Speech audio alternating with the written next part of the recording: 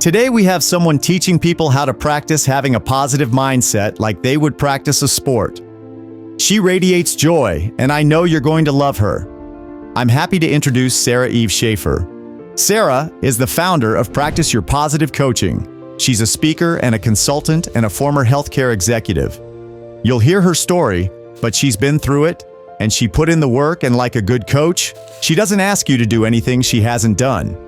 She's plugged into the community and dedicated to giving back, serving on nonprofit boards for patient advocacy and environmental causes. As a registered dietitian, former competitive boxer, and lifelong yogi, she's a big believer in the power of nutrition and fitness. Now she's putting all that experience and passion into helping people transform their lives. With her zest for life and supersized positivity, please welcome Sara. I thought that I was a positive person. Most of the time I felt pretty good, until something bad happened, or someone was mean to me or said something, or I got cut off in traffic, and then my mood would drop. I'd be down for a few days, maybe a week.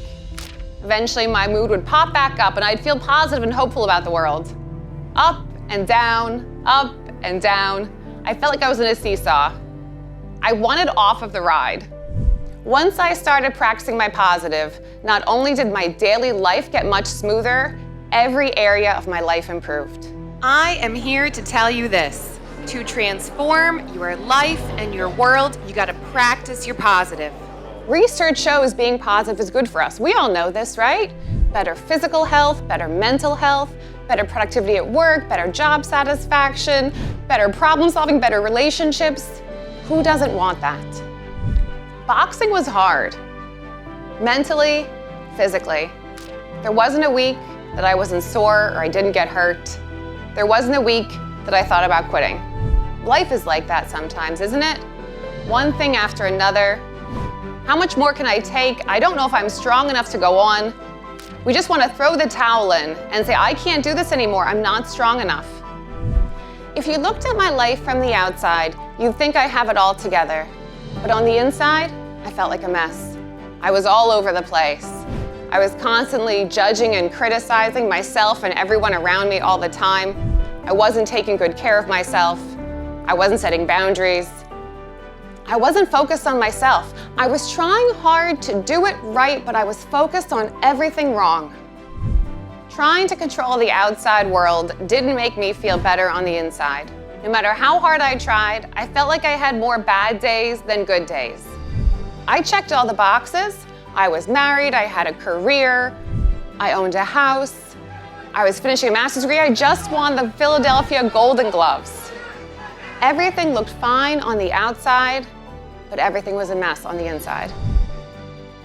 Hitting my emotional rock bottom, I got real with myself. It didn't matter how I got here, what I could or should have done, who said what to me in the past. I alone was responsible for setting myself on the right path. If the quality of your mind is the quality of your life, my mind needed some major work. Just like I'd practiced every other thing that I was good at now. At one point, I wasn't so good at it, but I tried it, I practiced over and over. No one gets worse with practicing. It doesn't work like that. I didn't get it right every time. Not everyone understood. Not everyone liked the new me. But I kept practicing. And I enjoyed the work of being positive. The more I practiced, the better I felt. The more I practiced, the better my life got. The more I practiced, on and on. It's a virtuous circle, right? It's an upward spiral. Practicing your positive is fun, it's easy, and you will see immediate results. I've always been tough, but now I'm safe to be tender too. And I love that. I love that for me, and I love that for the people I interact with, and it's been a salve for my world. But hurricanes are a yearly possibility. I'd had a number of close calls and a few evacuations, but on August 30th, a Category 3 hurricane hit Tampa Bay. We had a great night just goofing off, laughing, being ourselves, enjoying the time. As we brushed our teeth for bed, she asked to get my phone. Why do you want my phone, Claire? I want to take a picture to always remember today because it was so much fun. The same morning, the house flooded.